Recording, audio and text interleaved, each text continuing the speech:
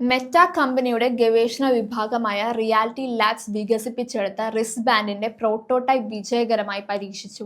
ഇത് കമ്പ്യൂട്ടിംഗ് ഉപകരണങ്ങളുമായി നാം ഇടപെടുന്ന രീതിയെ വരും വർഷങ്ങളിൽ മാറ്റിമറിച്ചേക്കുമെന്ന് ഗവേഷകർ. പരമ്പരാഗത ടൈപ്പിംഗിന്റെ ആയാസമില്ലാതെ പ്രവർത്തിപ്പിക്കാവുന്ന ഈ റിസ്റ്റ്ബാൻഡ് വരുന്നതോടെ കീബോർഡും മൗസും ഉപയോഗിച്ചുള്ള കമ്പ്യൂട്ടർ ഉപയോഗം ചരിത്രത്തിലേക്ക് മറഞ്ഞേക്കാം.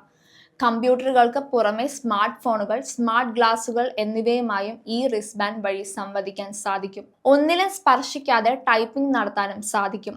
ഇത് എളുപ്പത്തിൽ ധരിക്കാൻ കഴിയുന്നതും വിവിധ ഉപയോക്താക്കളുടെ ശരീരഘടനയ്ക്ക് അനുയോജ്യമായതുമായ ഒരു ഡ്രൈ ഇലക്ട്രോഡ് സർഫസ് (EMG) റിസ്റ്റ്ബാൻഡാണ്. കൈ ചലിപ്പിക്കുമ്പോൾ കൈത്തണ്ടയിലെ പേശികളിൽ നിന്ന് പുറപ്പെടുന്ന ഇലക്ട്രിക്കൽ മോട്ടോർ നെർവ് സിഗ്നലുകളുടെ സങ്കീർണമായ പാറ്റേണുകൾ ഇത് തിരിച്ചറിയുന്നു. ആയിരക്കണക്കിന് ആളുകളിൽ നിന്ന് ശേഖരിച്ച ഡാറ്റയിൽ പരിശീലനം ലഭിച്ച ഡീപ് ലേണിംഗ് മോഡലുകൾ വിവിധ തരം ഇടപാടുകൾ സാധ്യമാക്കുന്നു. റിസ്റ്റ്ബാൻഡ് കെട്ടിയവർ ലളിതമായ കൈ ആംഗ്യങ്ങൾ ഉപയോഗിച്ചായിരിക്കും കമ്പ്യൂട്ടർ ഉപകരണങ്ങളുമായി സംവദിക്കുന്നത്. തുടക്കത്തിൽ കീബോർഡ് ഇല്ലാതെ സന്ദേശങ്ങൾ ടൈപ്പ് ചെയ്യാനും ആംഗ്യങ്ങൾ ഉപയോഗിച്ച് മൗസിന്റെ പ്രവർത്തനം നടത്താനും ഇത് സഹായകരമാകുമെന്നാണ്.